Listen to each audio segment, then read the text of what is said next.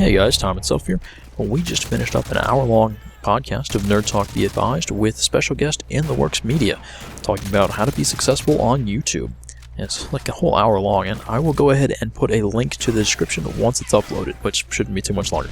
Anyway, I thought I would share some kind of workflow tips, kind of things that I wish I had figured out sooner about working with Vegas, making gameplay commentaries, and just making things go faster, because let's face it, it can take a while to do some of this stuff, and anything you can do to shave some time off, make it a little easier, and actually put work towards interesting things is time better spent. So here are a couple short tips that can kind of help out with that. First, just dealing with videos, dealing with audio, and then dealing with rendering things out and just massive video file sizes. So let's get started.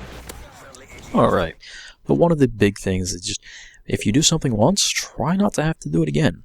So that means saving it and reusing it. Reuse whatever you can. So it's like intro template. Actually, this is actually got the ending in it too, but this is my template for most of my commentaries. I just got the intro, got the outro, and things like these little videos that go in here with the audio is muted. Yeah, I don't want to have to reset that every time, because I was doing that for a while, and it's not hard, but it does take a minute or two, and I just spend my time better doing something else. Oh, yeah, I've got all these abilities to save presets and everything in Vegas. Go ahead and use them. So let me use an example here. Let's say I've got this video, and what is this recent? A little Damavan Peak. Looks like I'm spraying with my M60, as I so enjoy doing. It's good stuff. All right, so I may have noticed I've already got the audio set. I will note that one of the things I like to do with my gameplay audio is I like to compress it quite a bit. I like how it keeps it in the background where I just barely hear it. That's personal preference. So I've got things like, so this is Battlefield. I'm going to use my Battlefield default color correction, just somewhere I like to start. Normally I find this to be fairly reliable, so it's not just one effect, it's two, so instead of pulling in two effects, I can just pull in one. And I guess it doesn't save me that much time, but it's easy. And problem solved, there we go.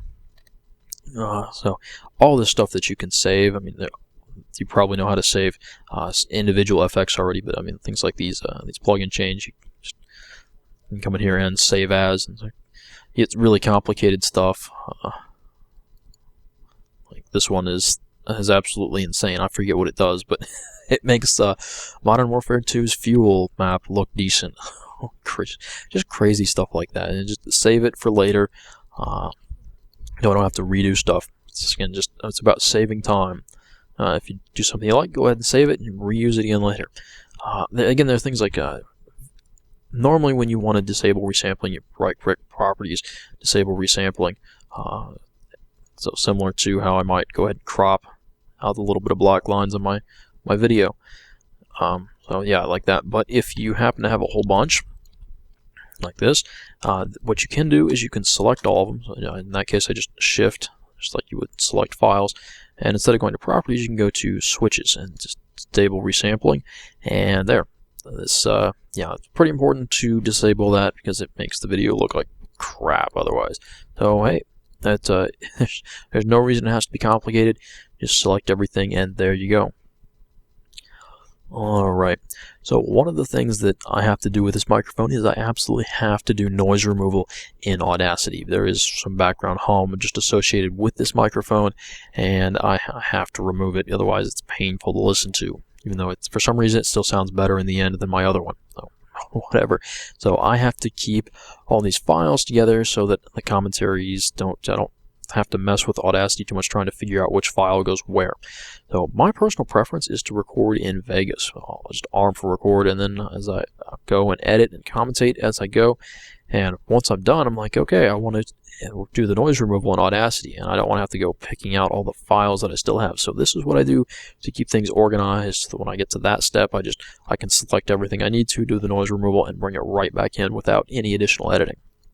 The first thing I'm going to do is every new commentary, I'm going to create a new folder, my commentaries folder down here, and this is where I'm going to put all of the commentary for this audio clips for this video.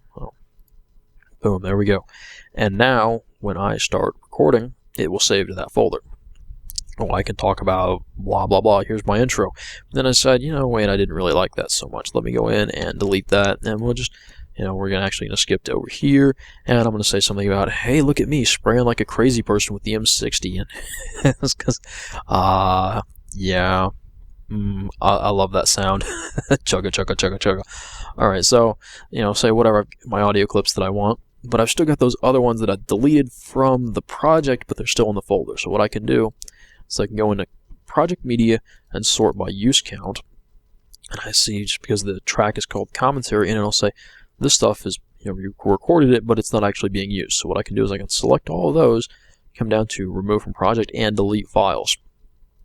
All that stuff that I had recorded that I didn't really want is now gone. And when I go into Audacity, I'll just open up that folder and do noise removal on all the files that are in there, save them, and as soon as I come back to Vegas, they will be in there and right as I had them, except with noise removal. So that has really helped me out, because otherwise that could just be even more painful than it already is. Alright, so there is two more things, and that is compressing these files down, saving the little bits and pieces, or just compressing it. So you may notice this about 6-minute gameplay is roughly 4 gigabytes, not quite. And that's I got a big hard drive, but it's still taking up some space, and if I don't really need it soon, I'm probably want that space for something else. So say there's just some clips in here that I want to save, like this. And I can select that with a loop region, and what I can do is I can come in here and probably render as, but there's a checkbox here. It says render loop region only. And it will just render that little piece out, and I can save it to a clips folder for later. And I obviously want to give it some very descriptive name, but then it will render that out. Now there's another checkbox here, render using networked computers. And I'm not actually going to show you everything here, because my computer would probably freak out if I tried to both record by desktop and do this at the same time. But essentially what that does is, even if you don't have any computers networked, it puts it in a queue. Like, it just saves the project file and it puts it in a queue to be rendered. And so what I like to do with it is, say this gameplay is something I want to save, but I don't want to use it right now. And I probably got, I got a whole bunch of other files in here, so I'll probably got some other ones too that I want to use for later. Maybe these two, I'm like, yeah, these were okay games, but maybe I'll, say I got this Scene Crossing Rush game, and I'm like, I'll save it for later. But I don't want it taking up 9.5 gigs of my hard drive. All right, so I'll come in here, and I will render this to my YouTube quality settings. For clips, I normally will save to the maximum frame rate, whatever I'd recorded them at. So for just bulk gameplay, I'll probably record at half that, what I'm going to upload to YouTube at, which is, in this case, 29.97 frames per second. And I'll say render using network computers, and I'll put it somewhere. This looks like the folder, actually, where I've just got, this is Call of Duty gameplay, just a whole bunch of videos. It's just like, just in case I want it later. And this will go down to probably, it looks like 8 megabytes per second, which is still pretty high, but it's a whole lot less space than 9.5 gigs for a 13-minute gameplay. So I'll render this. I'll save this, and it'll bring up this dialog box, and I can just queue these up, and I'll get all the gameplay I want to save and just put it away, and I'll normally just let it go for the night.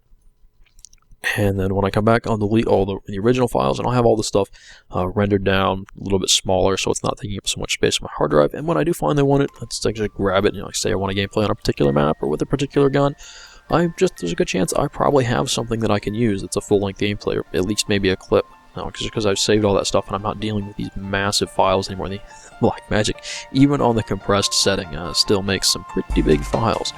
Alright guys, thanks for watching. As I said, the link to the Nerd Talk Be Advised podcast/interview with InTheWorksMedia is going to be in the description. Go check it out if you're interested in that kind of thing. Thanks for watching, and I'll see you later.